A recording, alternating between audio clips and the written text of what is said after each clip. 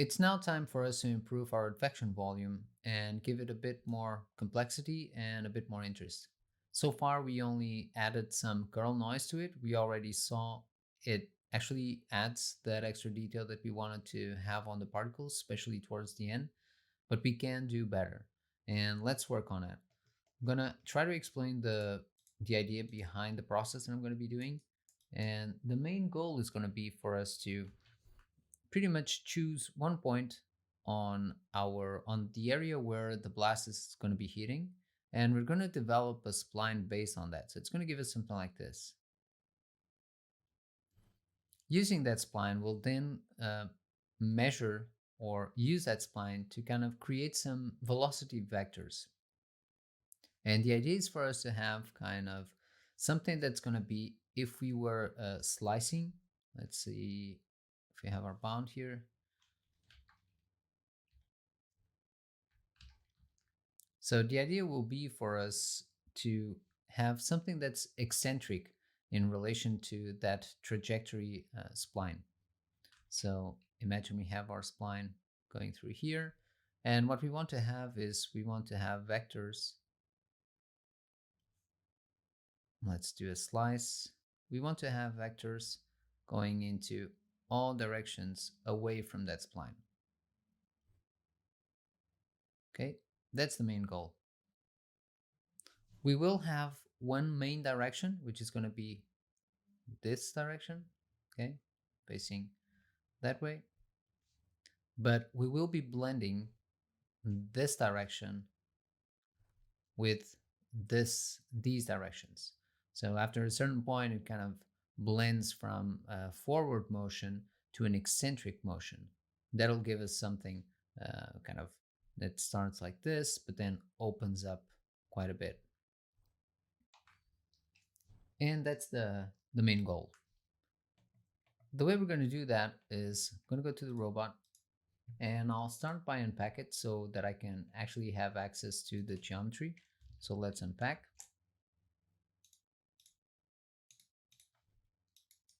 Let's get closer, and let's choose one point.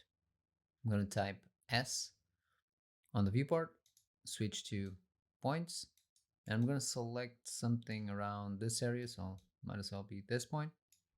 Hit delete. So now I have a blast node that's supposed to have been applied to that point. For some reason it's on the volume. Let's try to connect it and delete and select it. So now we have that point. Okay, one single little point. Next we'll use a solver. Seemed like the coolest way to take care of this part, which is I want to have the position of that point on every frame merged together. So what I'll do is I'll go inside, apply merge, input, previous frame, and we'll have this. We'll have the usual switch to make sure that we only use the previous frame. I'm going to switch these two, rearrange things a bit. So to make sure that we only reuse the previous frame after the first frame. So let's say if $f is bigger than $f start, then it will switch to making use of the previous frame. Otherwise, we don't need the previous frame because it doesn't exist. Let's go up. So now we have that solver. It will give us what we want. As you can see, all points are being added. And with that, we just apply a time shift to get all the points, the whole extension of the animation. And I'm just going to put here $f end. Now we will have to wait a bit, not too long though. It's a pretty fast computation to do. What takes longer ends up being loading the alembic. Now we have our points, and we'll just create an add node to connect all those points. So go to polygons by group, and there we have all the points. Let's improve the shape of the spline a bit. Let's create a resample. Well, Let's see. Now we have the resample display. I think this is a viewport bug. We can try and just close this down and create a new one. Yes, in view. Put this on the previous place, and that's gone.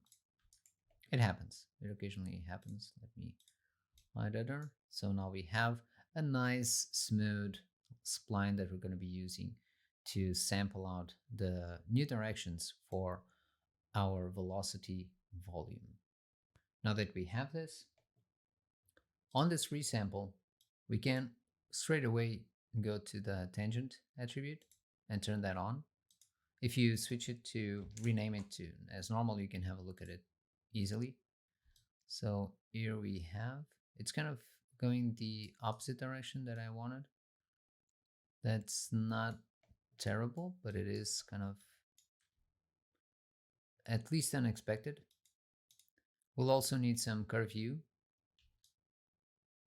So we have tangents, even though there are reverse, and we have a curve view attribute. Let me try and reverse before this one so that it points in the proper direction. That was a weird choice of direction, but maybe it has to do with the previous resample. So now we have all these directions, and we have a curve view attribute that goes from 0 to 1 on, let's, for the sake of safety, let's make sure that that's the case. Curve view 0 to 1. Great. Now I'm gonna disable the curve view visualization. What I'm doing is I'm holding control, middle mouse button, and then I'll just click on the viewport on the attribute name that I want to visualize.